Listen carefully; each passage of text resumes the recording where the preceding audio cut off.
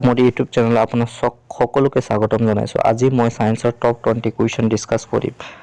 আপোনালোকৰ আগন্তুক অসম চৰকাৰৰ আণ্ডাৰত থকা এক্সামসমূহ DH আছাম টেট আছাম ফৰেষ্টৰ কাৰণে হেল্পফুল হ'ব। আপোনালোকে যদি ভিডিঅ'টো ভাল লাগে তেন্তে লাইক শ্বেয়াৰ কমেণ্ট কৰি জনাব। লগতে কোনটো কণ্টেণ্টৰ ওপৰত ভিডিঅ' বনাব লাগে আপোনালোকে মোক কমেণ্ট কৰি জনাব। আৰু ডিছক্ৰিপশ্যনত মোৰ কণ্টেক্ট নাম্বাৰ দিয়া আছে, ডাইৰেক্ট কল কৰি জনাব পাৰিব। আজি প্ৰথম কুৱেশ্যনটো হ'ল, মই আজি বহুত দিন আগৰে পৰা ভাবি আছিলোঁ আপোনালোকৰ লিভাৰ বিষয়ে, কিন্তু এইটো ৰিপিট হৈ আছে, সময় নাছিলে, মই ভিডিঅ' বনাব পৰা নাছিলোঁ আপোনাৰ লিভাৰৰ ওপৰত, কিন্তু আজি মই লিভাৰৰ ওপৰত আপোনাক ভিডিঅ'টো বনাইছোঁ।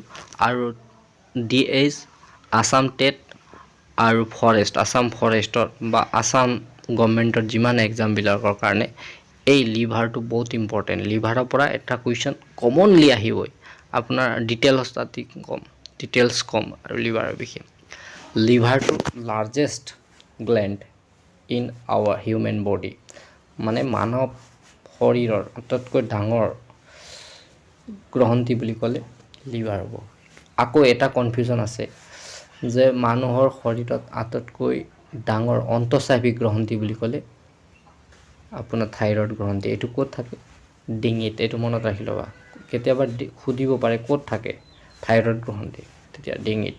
এইটো মনত ৰাখি ল'বা। আৰু লিভাৰটো ক'ত নিৰ্মাণ হয় বুলি ক'লে, বা কি নিৰ্মাণ কৰে? বাইলছ নিৰ্মাণ কৰে বা পিত্ত নিৰ্মাণ কৰে। আৰু ষ্ট'ৰটো ক'ত কৰে? পিত্তাশয় বা গ'ল্ড ব্লাডাৰত। এইটো মনত ৰাখি ল'বা। আৰু ইয়াৰ কামটো কি আছে? ভোজনত এইটো কৰা, আৰু তাত পিত্তাশয়ও বনোৱা তাৰে কাম, আৰু পোষক তত্ত্ব আৰু ভিটামিনৰ সংগ্ৰহিত কৰা তাৰ কাম, আৰু শৰীৰৰ সংক্ৰামক ৰোগবিলাক বা বচোৱাটো তাৰ কাম লিভাৰৰ। আৰু মানৱ শৰীৰৰ এই ভিটামিনটো আপোনাৰ সঞ্চালিত হৈ থাকে। কি ভিটামিন এ সঞ্চালিত ক'ত হয়? লিভাৰত। এইটো মনত ৰাখে। আৰু লিভাৰৰ ওজন বুলি ক'লে আপোনাৰ 1.5 কেজিৰ পৰা 2 কেজি হ'ব। এইটো মনত ৰাখি ল'বা। এইটো পৰীক্ষাত পূৰা ইম্পৰ্টেণ্ট আহিয়ে থাকিব আৰু ৰিপিটেই হৈ থাকে। যদি আপোনাৰ কিবা অসুবিধা লাগে মোক কমেণ্ট কৰি জনাব।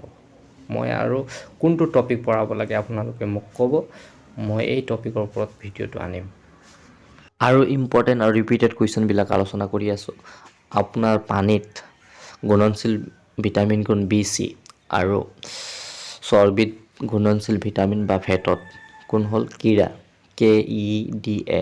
আৰু এটা ইম্পৰ্টেণ্ট ভিটামিন এ আপোনাৰ গাজৰত আছে, সূৰ্য ৰশ্মিত ভিটামিন D আছে, আৰু B12 ভিটামিন কোবাল্ট পোৱা যায়। আৰু ABCDEK ভিটামিনৰ ৰাসায়নিক নাম RT মানে ৰেটিনল, থাইমিন, এছকাৰ্বিক এচিড, কেলচিফেৰল, ট্ৰকোফেৰল আৰু ফিলনোচাইড।